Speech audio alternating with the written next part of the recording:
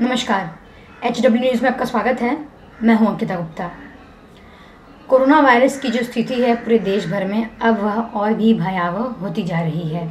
इस वक्त शाम के 5 बज रहे हैं जब मैं ये वीडियो रिकॉर्ड कर रही हूं, और अब मैं जो आपके सामने आंकड़े रखूंगी ये स्वास्थ्य मंत्रालय की ओर से जारी किए गए हैं। हो सकता है जब तक आप यह वीडियो देखें तब तक आंकड़ों में और भी इजाफा हो गया हो। बहरहाल यहाँ पर मैं आपको ये बता दूं कि आज शाम को स्वास्थ्य मंत्रालय की ओर से प्रेस कॉन्फ्रेंस किया गया, और इस दौरान स्वास्थ्य मंत्रालय की ओर से बताया गया कि बीते 24 घंटे में कुल 4213 नए मामले सामने आए हैं, जबकि जो 97 लोग हैं उनकी मौत हो चुकी है कोरोना वायरस के चलते। ये जानकारी स्वास्थ्य मंत्रालय की ओर से दी गई है, जिसके चलते अब तक कुल 67,000 के पार जो कोरोना वायरस के पॉजिटिव केस हैं वो पहुंच गया है। चलिए मैं आपको इस कोरोना अपडेट की न्यूज़ रिपोर्ट में बताती हूं कि देश भर में, वही राज्य स्तर पर और वैश्विक स्तर पर कोरोना वायरस की क्या कुल स्थिति है। तो दोस्तों, जैसा कि आप अपने स्क्रीन पर देख रहे हैं, भारत में कोरोना वायरस की जो कुल पॉजिटिव केस हैं वो आकर पहुंच गया है 67,152 पर। इनमें से 2,206 लोगों की मौत हो चुकी है, जबकि 20,917 लोग रिकवर हो चुके हैं, यानी कि ठीक हो चुके हैं। तो ये जो जानकारी है ये स्वास्थ्य मंत्रालय की ओर से दी गई है। और इतना ही नहीं, इस प्रेस कॉन्फ्रेंस के दौरान स्वास्थ्य मंत्रालय की ओर से कई और भी अहम जानकारी दी गई। GFX के माध्यम से आप जैसा देख रहे हैं अपने स्क्रीन पर, इस प्रेस कॉन्फ्रेंस में कहा गया कि 24 घंटे में 1,559 लोग स्वस्थ हुए हैं। रिकवरी रेट बढ़कर 31% हुआ। डिस्चार्ज के बाद 7 दिन तक होम क्वारंटाइन का पालन करना होगा, ये स्वास्थ्य मंत्रालय की ओर से निर्देश दिया गया है। साथ ही कहा गया है कि बहुत कम लक्षण वाले मामलों में होम क्वारंटीन के बाद टेस्ट की ज़रूरत नहीं। डिस्चार्ज पॉलिसी होम क्वारंटीन लोगों के लिए लागू नहीं है। जिसे कोरोना के लक्षण हैं वो इसे छुपाए नहीं। तो साफ तौर पर जो स्वास्थ्य मंत्रालय है उसने कह दिया है कि जिनमें लग रहा है कि उन्हें कोरोना वायरस के लक्षण दिख रहे हैं वो इसे छुपाए नहीं, सामने आए और अपना टेस्ट कराएं, ताकि इसके जो संक्रमितों की संख्या है जो लगातार बढ़ रही है उसमें काबू पाया जा सके। इस प्रेस कॉन्फ्रेंस में आगे और कहा गया कि गंभीर मामलों में मरीज को पूरी तरह से ठीक होने पर ही छुट्टी मिलेगी। हमें बीमारी से लड़ना है, बीमार से नहीं।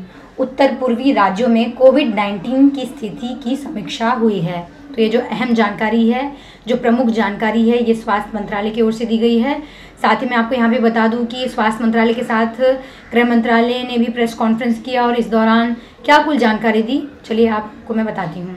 तो दोस्तों, जैसा कि आप अपने स्क्रीन पर देख रहे हैं, इस प्रेस कॉन्फ्रेंस में जो प्रमुख जानकारी दी गई उनमें से एक है कि आज ट्रेन से आवाजाही को लेकर दिशा निर्देश जारी किए गए हैं। 12 मई से रेलवे विशेष रेलगाड़ियां चला रहा है। कंफर्म टिकट होने पर ही यात्रा की इजाज़त दी गई है। राज्य सुनिश्चित करे कि श्रमिक सड़कों व रेल पटरियों पर न चले। तो ये जो निर्देश दिया गया है ये सभी राज्य सरकारों को दिया गया है। यहाँ पर मैं आपको बता दूं कि जो प्रवासी मजदूर हैं लॉकडाउन के दौरान अन्य राज्यों में फंसे हुए हैं, और ये सभी अपने गृह राज्य जाना चाहते हैं, वापस अपने घर लौटना चाहते हैं, जिसके चलते वे सड़कों से या फिर रेल पटरियों से अपने गृह राज्य की तरफ बढ़ रहे हैं। जिसे लेकर अब गृह मंत्रालय ने राज्य सरकारों को निर्देश दिए हैं कि इन्हें उस रास्ते से ना जाना दिया जाए। इन सभी के लिए इन्हें वापस अपने गृह राज्य में भेजने के लिए इंतजाम किए जा रहे हैं। इसके साथ ही उन्होंने आगे बताया कि वंदे भारत मिशन के तहत 10 मई तक करीब 4,000 भारतीय नागरिक विदेशों से लाए गए। साथ ही कहा कि अभी तक जो 468 विशेष ट्रेनें चलाई गई हैं प्रवासी मजदूरों के लिए, और करीब 5,000 लोगों ने इससे यात्रा की है। यहाँ पर मैं आपको ये बता दूं कि विशेष ट्रेन चलाई जा रही है श्रमिकों को लाने के लिए, जो रेल पटरियों से जा रहे हैं और जो सड़कों से जा रहे हैं उन्हें वापस अपने गृह राज्य पर भेजने के लिए केंद्र सरकार की तरफ से विशेष ट्रेन चलाई जा रही है श्रमिकों के लिए, और इसी को लेकर ये जानकारी दी गई है। इसके साथ ही कहा गया है कि INS जलाश्व से 698 लोग वापस लौट चुके हैं, जबकि INS मगर से मालदीव में फंसे 200 लोगों को लेकर माले से निकाला गया। तो ये जो जानकारी है ये गृह मंत्रालय की ओर से दी गई है। चलिए अब मैं आपको बताती हूँ कि राज्य स्तर पर कोरोना वायरस की क्या कुल स्थिति है। तो दोस्तों, जैसा कि आप अपने स्क्रीन पर देख रहे हैं, कोरोना वायरस से जो संक्रमितों का संख्या है महाराष्ट्र में वह आकर पहुंच गया है 22,171 पर। इनमें से 832 लोगों की मौत हो चुकी है, जबकि 4,199 लोग ठीक हो चुके हैं। यहाँ पर मैं आपको ये बता दूं कि महाराष्ट्र लगातार कोरोना वायरस से प्रभावित राज्य बना हुआ है। लगातार यहाँ पर भी संक्रमितों की संख्या रोज़ रोज़ बढ़ते जा रही है। बहरहाल सरकार भी कई सारे कदम उठा रही हैं, लॉकडाउन के दिशा निर्देश का पालन करने का भी आदेश दे रही है। चलिए अब जानते हैं कि अन्य राज्यों में क्या हाल है। तो वहीं महाराष्ट्र के बाद जो दूसरा नाम है वो गुजरात का आता है, और गुजरात में कुल जो संक्रमितों की संख्या है यानी कि जो पॉजिटिव केस हैं वो आकर पहुंच गया है 8,194 पर। इनमें से 493 लोगों की मौत हो चुकी है, जबकि 2,545 लोग ठीक हो चुके हैं। बात करें देश की राजधानी दिल्ली की, तो यहाँ पर कुल 6,923 लोग जो हैं कोरोना पॉजिटिव पाए गए हैं, जबकि 73 लोग इन लोगों की मौत हो चुकी है, जबकि 2,069 जो लोग हैं ये सभी लोग ठीक हो चुके हैं। बात करें तमिलनाडु की, तो अब तक कुल राज्य में 7,204 लोग पॉजिटिव पाए गए हैं। इनमें से 47 लोगों की मौत हुई है, जबकि जो रिकवरी रेट है वो भी यहाँ पर लगातार बढ़ रही है, और यह आंकड़ा अब आकर पहुँच गया है 1,959 पर। वहीं राजस्थान की बात करें तो राजस्थान में कुल 3,814 पॉजिटिव केस हो चुके हैं। यहाँ पर 107 लोगों की मौत हो चुकी है, जबकि 2,176 लोग ठीक हो चुके हैं। बात करें मध्य प्रदेश की, तो मध्य प्रदेश में अब तक कुल 3,614 लोग जो हैं वो कोरोना वायरस से ग्रसित पाए गए हैं राज्य में, जबकि 215 लोगों की मौत हो गई है और 1,676 लोग जो हैं वो ठीक हो चुके हैं। अगर नज़र डालें उत्तर प्रदेश में, तो उत्तर प्रदेश में कुल 3,467 लोग जो हैं वो सभी कोरोना पॉजिटिव पाए गए हैं। वहीं 74 लोगों की मौत हो चुकी है, और जो ठीक हो चुके लोगों का आंकड़ा है वह अब 1,653 पर आकर पहुंच गया है।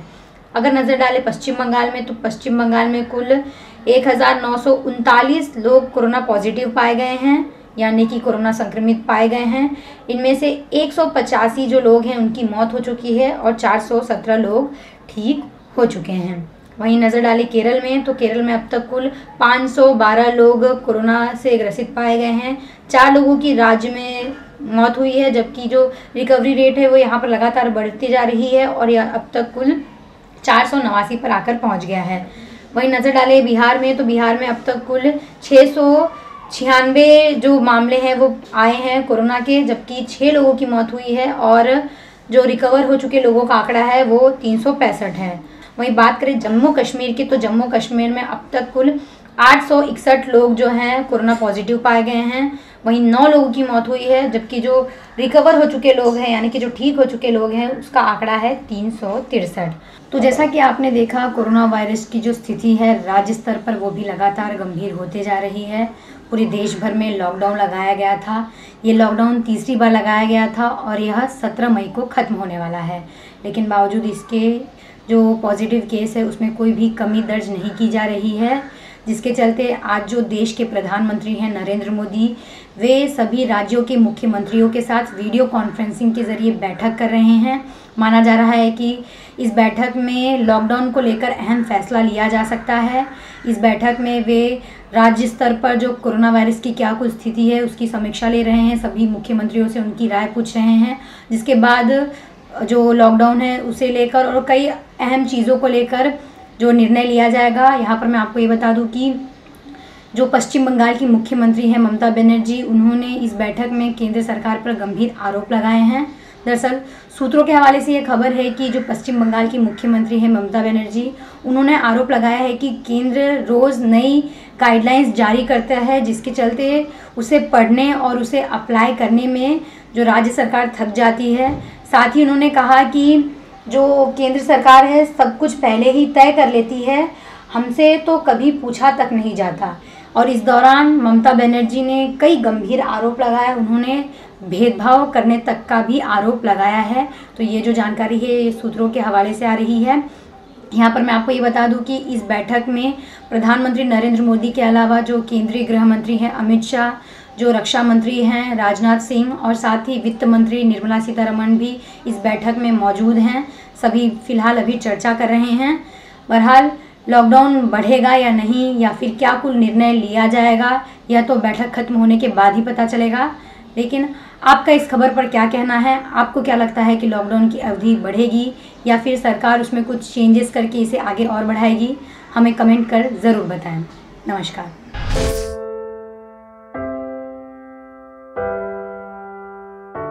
हमारे घरों में भी बच्चे होते हैं जो हमसे प्यार दुलार की आस करते हैं।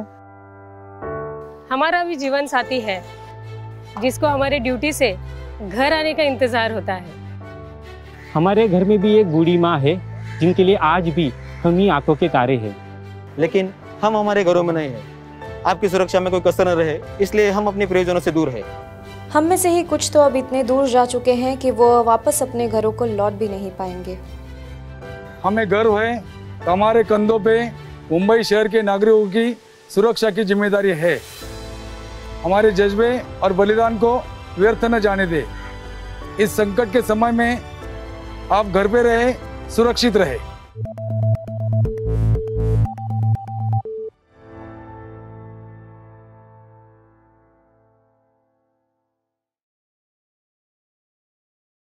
अब खबरें पाइए सबसे पहले हमारे मोबाइल न्यूज एप्लीकेशन पर।